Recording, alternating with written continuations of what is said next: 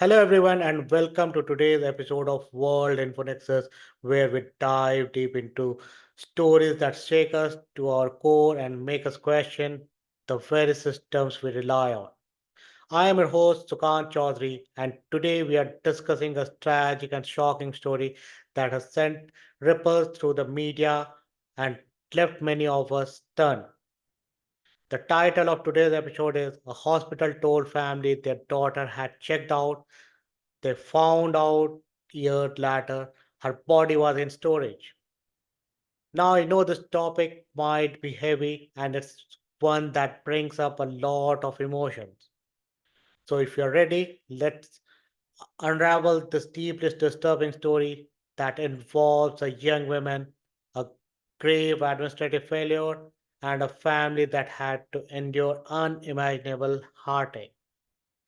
Jesse Peterson, a vibrant 31-year-old from California, was not just another patient passing through the doors of Mercy San Juan Medical Center in Carmichael.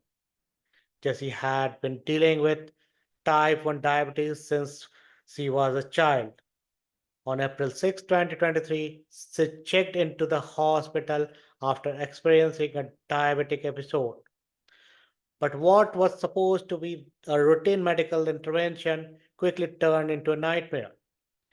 Just 2 days later, on April 8, Jessie called her mother, Ginger Kongi, to ask her to pick her up. It was a simple request that a mother would expect to hear when her child is recovering in a hospital. But this call was to be the last time Ginger would hear her daughter's voice. Jessie passed away later that day. The next day, instead of notifying the family of Jess's death, the hospital moved her body to a cold storage facility. Here is where the horror begins. Jess's body remained in storage unclaimed, unloved, and unnoticed for the next 361 days. Let that sink in for a moment. Imagine the distress, the agony of not knowing where your loved one is, or worse, not even being informed of their passing. Jess's family, devastated by her disappearance, was led to believe that she had discharged herself against medical advice. They were told this by hospital staff, a claim that was both incorrect and devastatingly misleading. Desperate to find her, the family launched a widespread search. They reported her missing to various authorities, including the Sacramento County Sheriff Office and the California Department of Justice. They distributed flyers, contacted police departments, and even spoke with homeless individuals in area where Jessie might have been seen. The search was relentless but ultimately fruitless until April 12, 2024. That's when, over a year after Jess's death, the Sacramento County Sheriff Office finally contacted her family with the chilling revelation.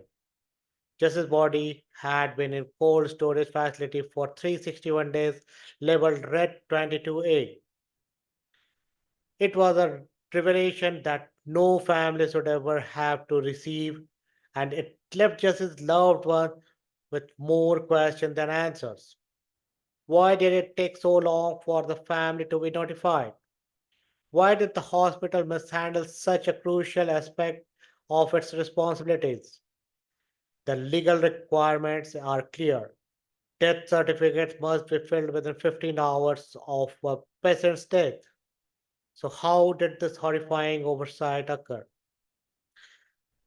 The Peterson family is now seeking answer and has filed a lawsuit against Mercy San Juan Medical Center for $25 million in damages.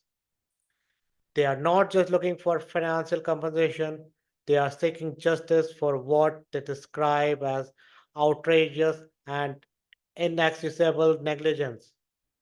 To add another layer of tragedy, by the time Jess's body was discovered, it had decomposed to the point where an autopsy was no longer possible.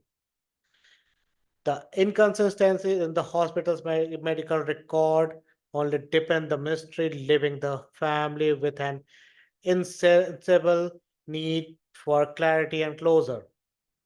A spokesperson of the hospital has offered their condolences but declined to comment on the ongoing litigation, leaving many questions unanswered and the family's pain unaddressed.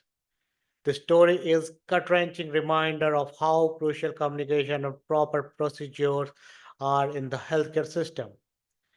A stark illusion of how failure at one level can cascade into tragedy affecting countless lives.